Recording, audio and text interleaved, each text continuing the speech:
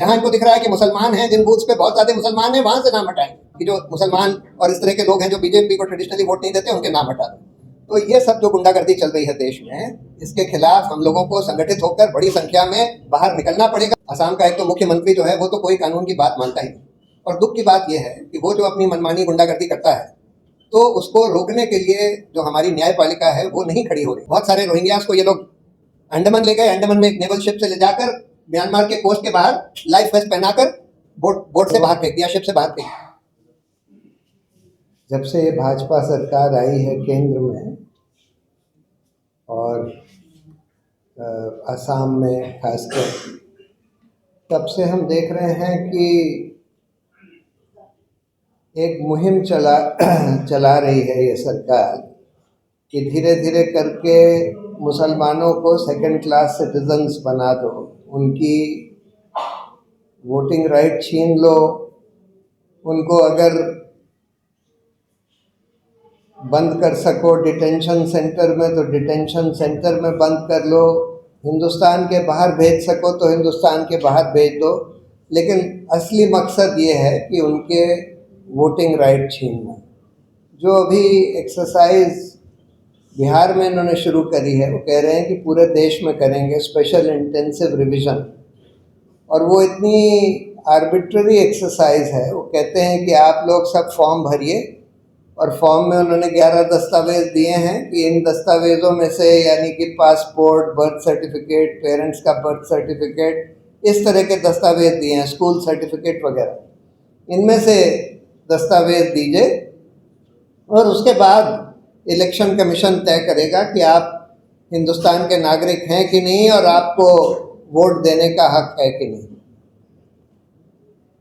और असम में जो ये लोग अब कर रहे हैं, जो आप लोग देख रहे हैं, झेल रहे हैं, असम का एक तो मुख्यमंत्री जो है वो तो कोई कानून की बात मानता ही नहीं, और दुख की बात ये है कि वो जो अपनी मनमानी गुंडागर्दी करता है तो उसको रोकने के लिए जो हमारी न्यायपालिका है वो नहीं खड़ी हो रही। अनफॉर्चुनेट है, बहुत ही दुर्भाग्यपूर्ण है कि न्यायपालिका जिसका काम है इस तरह की गुंडागर्दी, लॉलेसनेस रोकने का, वो अपना काम नहीं कर रही, और इस वजह से इनको शह मिली हुई है कि भाई जो चाहो करो। ये कहते हैं अब तो ये कह रहे हैं कि हम किसी को भी पकड़ के और डिक्लेयर कर देंगे कि भाई ये हिंदुस्तान का नागरिक नहीं है, उसको या तो डिटेन कर लेंगे डिटेंशन सेंटर में या फिर हिंदुस्तान के बाहर निकालने की कोशिश करेंगे। अब जो कानून और जो इंटरनेशनल प्रोटोकॉल है वो ये कहता है कि भाई आप किसी को हिंदुस्तान से बाहर तभी निकाल सकते हैं अगर दूसरा देश, जिस देश में आप निकाल रहे हैं, दूसरा देश मानता है कि भाई ये हमारा सिटीज़न है। यानी बांग्लादेश अगर मानता है कि ये हमारा सिटीज़न है तभी आप निकाल सकते हैं। या फिर जैसे ये रोहिंग्यास को निकालने की कोशिश करते हैं कि अगर म्यांमार मानता है तभी आप निकाल सकते हैं। लेकिन अब तो दूसरे तरह की गुंडागर्दी हो गई है कि वो कहते हैं कि बॉर्डर पर ले जाओ और वहाँ पर बोल दो कि तुम लोग भाग जाओ, नहीं तो हम तुमको गोली मार देंगे। और वहाँ म्यांमार में तो उनको बहुत सारे रोहिंग्यास को ये लोग अंडमान ले गए, अंडमान में एक नेवल शिप से ले जाकर म्यांमार के कोस्ट के बाहर लाइफ वेस्ट पहनाकर बोट से बाहर फेंक दिया, शिप से बाहर फेंक दिया। तो अब तो मतलब हर तरह की गुंडागर्दी चल रही है। पहले ये कहते थे कि अच्छा, जिनको फॉरेनर्स ट्राइब्यूनल ने गैर नागरिक डिक्लेयर किया है, जिनकी नागरिकता नहीं मानी है, उनको हम डिटेन करेंगे या उनको बाहर भेजेंगे। उस पर भी सुप्रीम कोर्ट ने बोल दिया कि भाई आप 2 साल से ज़्यादा किसी को ऐसे डिटेंशन में नहीं रख सकते। अगर 2 साल के अंदर आपका बांग्लादेश से अग्रीमेंट नहीं हो गया उन लोगों को लेने का, तब आपको उनको छोड़ना होगा, बेल पर छोड़ना होगा। लेकिन उस निर्णय के बावजूद भी उसके बिल्कुल खिलाफ जाकर ये फिर भी अंधाधुंध पकड़ धकड़ कर रहे हैं, डिटेंशन सेंटर में डाल रहे हैं और हिंदुस्तान के बाहर फेंक रहे हैं। और दुर्भाग्य की बात यह है कि ये सब देखते हुए भी हमारी न्यायपालिका इस पर चुप्पी बनाए हुए है, कुछ नहीं कर रही। जब कोई पिटीशन फाइल होती है उस पर भी रोक नहीं लगती। दूसरी बात, फॉरेनर्स ट्राइब्यूनल का हम लोगों ने यहाँ पर एक पीपल्स ट्राइब्यूनल किया था, जिसमें एनआरसी के बारे में पूरी व्यवस्थित विस्तार से चर्चा हुई थी, जिसमें कि कई सारे जज थे, रिटायर्ड जजेस थे सुप्रीम कोर्ट के। उन्होंने अपनी रिपोर्ट दी थी कि भाई जिस तरह से ये फॉरेनर्स ट्राइब्यूनल काम कर रहे हैं ये बिल्कुल आर्बिट्ररी है, यानी कि कुछ नहीं देखते। कई बार तो लोगों को नोटिस भी नहीं मिलता और एक्स पार्टी ऑर्डर पास कर दिए जाते हैं बगैर सुनवाई करे कि भाई ये फॉरेनर है।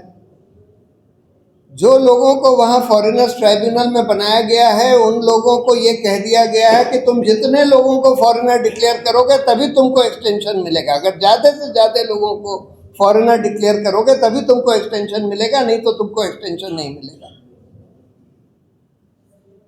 ये जो रोहिंग्यास को बाहर भेजने की जो बात चल रही है, देखिए ये लोग तो रेफ्यूजीज हैं। ये ठीक है कि ये हिंदुस्तान के नागरिक नहीं है। जो आसाम के लोग हैं वो तो कह रहे हैं कि हम हिंदुस्तान के नागरिक हैं, फॉरेनर्स ट्राइब्यूनल के ऑर्डर के खिलाफ अपील कर रहे हैं, लेकिन उनकी अपील पेंडिंग है, लेकिन फिर भी उनको बाहर किया जा रहा है। और उसको तो छोड़ दीजिए, जिनको फॉरेनर्स ट्राइब्यूनल ने नहीं भी डिक्लेयर किया है कि ये फॉरेनर है, किसी को भी पकड़ के, जिसका मन आता है उसको पकड़ के, खासकर अगर वो मुस्लिम है तो उसको पकड़ के कहते हैं कि भाई तुमको हम डिटेन कर देंगे, तुम हमारे ख्याल से तुम फॉरेनर हो और तुमको हम फिर बाहर भेज देंगे। तो बिल्कुल गुंडागर्दी चल रही है। और इस गुंडागर्दी को, और जहाँ तक रोहिंग्या की बात है उसमें तो कानून ये कहता है कि जो रेफ्यूजी हैं, चाहे हिंदुस्तान ने रेफ्यूजी ट्रीटी नहीं साइन करी है, लेकिन बहुत सारी और ट्रीटीज जो हिंदुस्तान ने दस्तखत करी हैं, convention against genocide, convention for child rights, इतनी सारी ट्रीटीज हैं। और अगर आप उनको म्यांमार भेजते हैं जहां उनका बिल्कुल नरसंहार चल रहा है, तो बिल्कुल उन सारी ट्रीटीज का वायलेशन है। लेकिन उसको सब नज़रअंदाज करके ये सब किया जा रहा है और सुप्रीम कोर्ट और हाई कोर्ट वगैरह उस पर बिल्कुल चुप्पी साधे हुए हैं, ये सब चलने दे रहे हैं, होने दे रहे हैं। तो इसका एक ही इलाज है, देखिए जनता को बिल्कुल बड़े लार्ज स्केल पर खड़ा होकर प्रोटेस्ट करना पड़ेगा। और जो लोग डायरेक्टली अफेक्टेड हैं उनको तो सबसे पहले खड़ा होना पड़ेगा, लेकिन जो लोग अभी डायरेक्टली अफेक्टेड नहीं भी हैं उनको ये समझना पड़ेगा कि आगे चल के वो भी अफेक्ट होंगे। इसलिए सभी को खड़ा होना पड़ेगा और इसकी चिंता नहीं करनी पड़ेगी, इसकी चिंता नहीं करनी चाहिए कि भाई ये लोग प्रोटेस्ट करने नहीं देते, आर्टिकल सेक्शन 144 लगा कर रखते हैं। अगर प्रोटेस्ट के लिए 5 से ज़्यादा लोग बाहर निकलते हैं तो उनको उनके खिलाफ केस चला देते हैं, बंद कर देते हैं। इसकी चिंता अब हमको छोड़ देनी चाहिए, क्योंकि अगर हम इसकी चिंता करते रहेंगे, ये लोग तो मतलब पूरा हमारे लोकतंत्र का गला घोटने पर तुले हुए हैं। तो इसलिए हमको तो पीसफुल तरीके से, बिल्कुल अहिंसक तरीके से, लेकिन प्रोटेस्ट करना पड़ेगा, बाहर निकलना पड़ेगा, संगठित होकर बाहर निकलना पड़ेगा। जब न्यायपालिका को भी ये दिखता है कि लोग संगठित होकर बड़े संख्या में बाहर निकल रहे हैं, प्रोटेस्ट कर रहे हैं, जैसे बिहार के खिलाफ प्रोटेस्ट हो रहे हैं, बिहार में जो ये SIR चल रहा है उसके खिलाफ प्रोटेस्ट हो रहे हैं, तो हम देख रहे हैं कि हमारी सुप्रीम कोर्ट भी थोड़ा उस पर रिस्पॉन्सिव है। कोर्ट भी तब रिस्पॉन्ड करता है कई बार जब उनको दिखता है कि भाई जनता बड़े संख्या में बाहर इसके खिलाफ निकल रही है, लार्ज स्केल पब्लिक प्रोटेस्ट हो रहा है।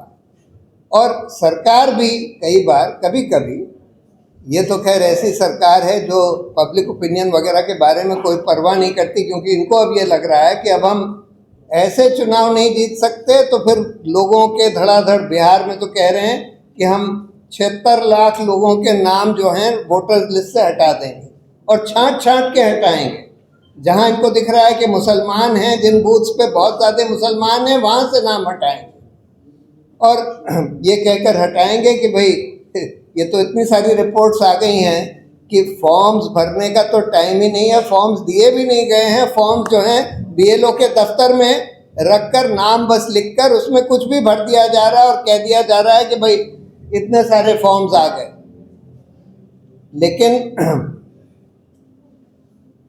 लेकिन अब ये नई साजिश शुरू हुई है कि भाई हम लोगों के नाम हटा दें वोटर्स लिस्ट में से।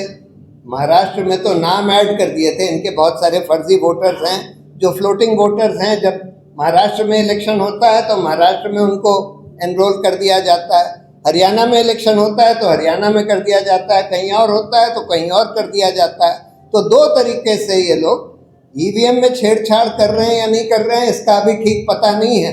लेकिन अगर नहीं भी कर रहे हैं तो ये दोनों तरीके इन्होंने अख्तियार करे हैं कि फर्जी वोटरों के अपने लोगों के नाम डाल दो और दूसरा कि जो मुसलमान और इस तरह के लोग हैं जो बीजेपी को ट्रेडिशनली वोट नहीं देते उनके नाम हटा दो। तो ये सब जो गुंडागर्दी चल रही है देश में, इसके खिलाफ हम लोगों को संगठित होकर बड़ी संख्या में बाहर निकलना पड़ेगा, घरों से निकलना पड़ेगा, प्रोटेस्ट करना पड़ेगा। अदरवाइज ना तो न्यायपालिका हमको बचा पाएगी, ना बचाएगी, ना और कोई चीज़ हमको बचाएगी।